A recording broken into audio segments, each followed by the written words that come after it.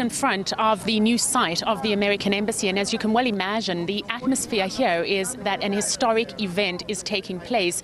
Now, the American president, although earlier thought there was speculation that he could be here for the ceremony, he has not arrived. He has sent, as you mentioned, his daughter Ivanka and her husband Jared Kushner. At an event yesterday marking this occasion, invitations were sent out to all 86 diplomatic missions in Israel, but only 33 responded positively, and included among them were the missions of Paraguay and Guatemala, both of whom are expected to move their embassies to Jerusalem later this month. There were also representatives from Bulgaria, Hungary, Romania and the Czech Republic, but very important, there were no representatives attending from Western countries belonging to the European Union, so that surely shows a growing rift within the European bloc.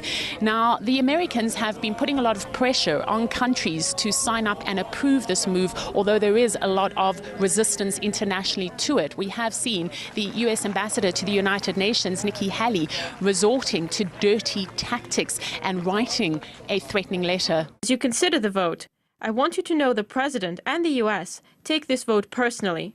He will be watching this vote carefully and has requested I report back on those who voted against us. Thank you for your consideration.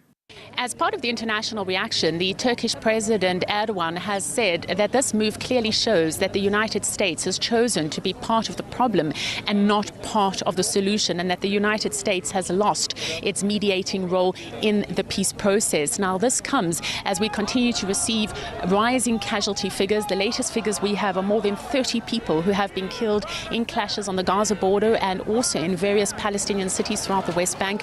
We are hearing about hundreds of people who have been injured. And this comes as the Israeli Prime Minister Benjamin Netanyahu himself says that more embassies, ironically, should move to Jerusalem, as this would bring about peace. But certainly the figures and the actions on the ground don't allude to this. Take a listen. Move your embassies to Jerusalem because it's the right thing to do. Move your embassies to Jerusalem because it advances peace.